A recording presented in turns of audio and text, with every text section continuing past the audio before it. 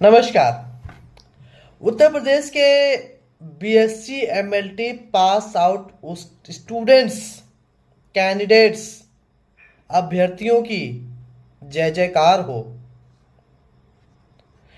UP triple SC lab technician की भर्ती में यही है सही दावेदार और सही है उम्मीदवार। इनको ही भर्ती में शामिल किया जाना चाहिए। ये थंबनेल देख करके आप लोग के मन में बहुत जिज्ञासा उत्पन्न हो रही होगी और आप जानना भी चाहते होंगे कि किस लिए जय जयकार हो रही है उत्तर प्रदेश के बीएससी एमएलटी स्टूडेंट्स की, जो कि गवर्नमेंट यूनिवर्सिटी से, गवर्नमेंट इंस्टीट्यूशन से पास आउट हुए हैं। अब पिछले कई वर्षों से पास आउट हो रहे हैं और ऐसे अभ्यर्थी जो कि पीसीओटी पॉइंट को केयर ऑफ टेस्टिंग नामक एक संस्था है उसके अधीन भी कार्य कर रहे हैं, एनएचएम के अधीन भी कार्य कर रहे हैं और यूपी ट्रिपल एससी के माध्यम से आने वाली भर्ती में इन बीएससी एमएलटी अभ्यर्थियों को शामिल होना है। तो जयकार क्यों की जा रही है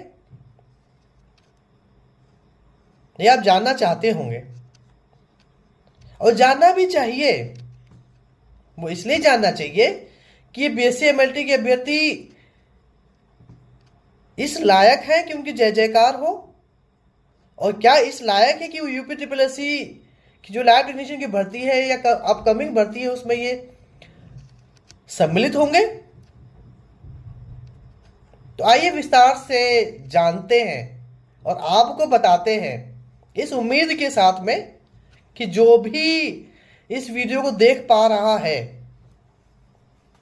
वो अगर उत्तर प्रदेश के बीएससी एमएलटी का अभ्यर्थी है, कैंडिडेट है, छात्र है, तो उसको अपने ऊपर गर्व होना चाहिए और इसलिए गर्व होना चाहिए क्योंकि वो सही कदम अपने भविष्य के लिए उठा रहा है, अपने भविष्य को सुरक्षित करने के लिए सही कदम उठा रहा है और एक भारी संख्या में उठा रहा है। लगभग उत्तर प्रदेश में BSc MLT pass out student जो कि यूपी स्टेट मेडिकल फैकल्टी से रजिस्टर्ड हैं और उत्तर प्रदेश के विभिन्न विभिन्न विश्वविद्यालयों से जो कि गवर्नमेंट के अधीन या गवर्नमेंट मेडिकल यूनिवर्सिटी से, गवर्नमेंट यूनिवर्सिटी से पास आउट है, उनको गौरवान्वित होने का अनुभव प्राप्त होगा या हो रहा होगा कि यूपी ट्रिपल एससी के माध्यम से जो लैब टेक्नीशियन की भर्ती आने वाली है उसमें वो शामिल नहीं हो पा रहे हैं। विडंबना है ये। जो अभी एक पत्राचार किया गया है शासन के दो संस्थाओं के बीच में, जिसमें यूपी ट्रिपल एससी के माध्यम से जो लैब टेक्नीशियन की भर्ती है उसमें डीएमएलटी को एलिजिबल किया गया है, परंतु बीएससी एमएलटी का कोई जिक्र नहीं है। और क्या सही है ये? और खास तौर से उन बीएससी एमएलटी अभ्यर्थियों को जिनको लगता है कि वो ग्रेजुएट हैं परंतु वो जागरूक नहीं है, ना ही अपने भविष्य के लिए चिंतित है।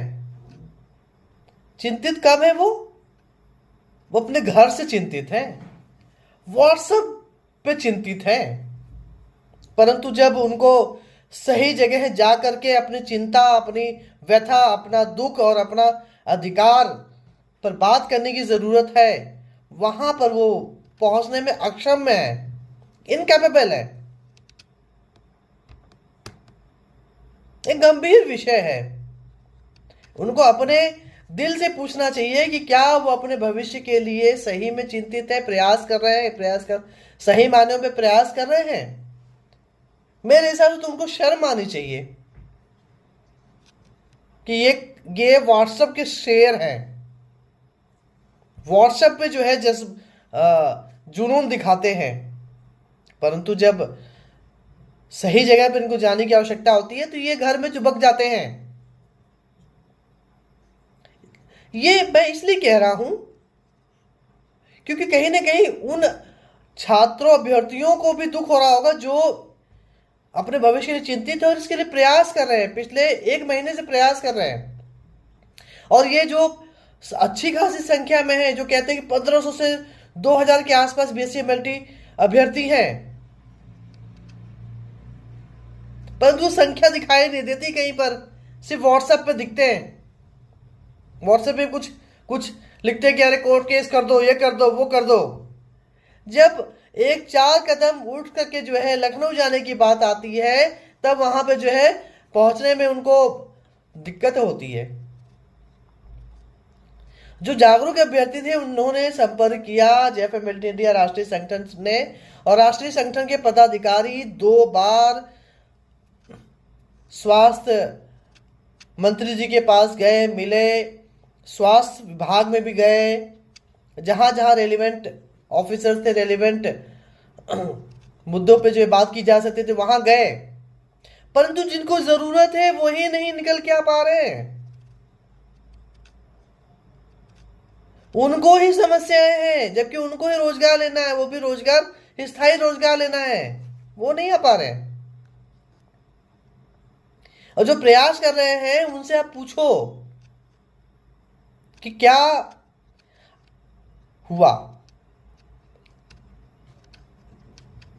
आज फिर से जो जागरूक BSc-MLT के अभ्यर्थी थे उत्तर प्रदेश के, वो लखनऊ गए और लोगों को आह्वान किया आप लखनऊ पहुंचे, ताकि स्वास्थ्य मंत्री जी के सामने अपने दुख को बयां किया जा सके और इस आने वाली भर्ती में BSc-MLT को शामिल करवाया जा सके। परंतु 15 से 2000 की संख्या में से मात्र कुछ ही लोग पहुंचे। अरे सरकार को जब दिखता है कि वाकई में इतनी संख्या में लोग पीड़ित हैं, तो उसके लिए विचार करती है, उनकी बात सुनती है। कुछ ने कहा व्हाट्सएप पे, हमने तो पर्सनली मैसेज कर दिया जी, मेल कर दिया स्वास्थ्य अधिकारियों को। बड़ी कृपा करी आपने घर बैठे मेल कर दिया, अब सरकार जो है आपके घर आकर के आपको शामिल कर देगी। अरे कैसी बात करते हो आप? आपको अंदाजा है आप क्या कह रहे हो? जीवन भर जिस जगह में नौकरी कर रहे हो उसमें ही नौकरी करते रह जाओगे, और आगे आने वाली भी जो भर्तियां उसमें भी सम्मिलित नहीं हो पाओगे कभी जीवन में, क्योंकि आप स्वयं से जो है अपने लिए आगे आने नहीं चाहते हो। आप उसी लायक हो जिस जगह पे हो। बड़ा दुख होता है। मुझे जरूरत नहीं है, परंतु ये प्रोफेशन की बात है, हमारे इस प्रोफेशन की बात है, और इस प्रोफेशन में इस तरीके के निकम्मे लोग, मेरी भाषा में जो निकम्मे हैं लोग, इस प्रोफेशन में क्यों शामिल हो गए? इस प्रोफेशन को खराब करने के लिए। कल को यही लोग कहते हैं अरे ये सब्जेक्ट हमने ले लिया, गलत ले लिया। गलत सब्जेक्ट नहीं होता, विषय नहीं होता, पढ़ाई नहीं होती है, गलत आप होते हैं, क्योंकि आप में ताकत नहीं है, आपकी मानसिकता जो संकुचित हो चुकी है, आप प्रयास नहीं करना चाहते। गाइडलाइन बनती है, गाइडलाइन में संशोधन भी होता है समय समय के हिसाब से। संशोधन तब होता है जब संशोधन करने के लिए मजबूती के साथ लोग दिखाई देते हैं, अच्छी खासी संख्या बल में दिखाई देते हैं, लेकिन वो दिखाई नहीं दी। 25 अगस्त का आह्वान हुआ, लखनऊ चलो, लोगों की कान पे जू तक नहीं रहेगा, घर में बैठ के जो है मजे मार रहे हैं, मजे ले रहे हैं। व्हाट्सएप पे भी जो ये स्थिति है, 500 की संख्या में लोग व्हाट्सएप पर है, परंतु बकवास लोग। इस प्रोफेशन में की बड़ी विडंबना है कि इस प्रोफेशन में ही ऐसे लोग सम्मिलित हो जाते हैं जो निकम्मों की श्रेणी में आते हैं। अभी भी समय है, जागो। अभी भी आपको जागरूक करने का प्रयास किया जा रहा है, अभी है, जागो, अपने भविष्य के लिए चिंतित हो, और मौका है, इस मौके को जो है अपने हाथों से ना जाने दो। प्रयास करो, कोशिश करो, लोगों से कनेक्ट करो, लोगों को जोड़ो, एक अच्छी खासी संख्या बल के साथ में में जो है जब आह्वान किया जाता है तो पहुंचो। संशोधन होगा, जरूर होगा, लेकिन अगर जिस प्रकार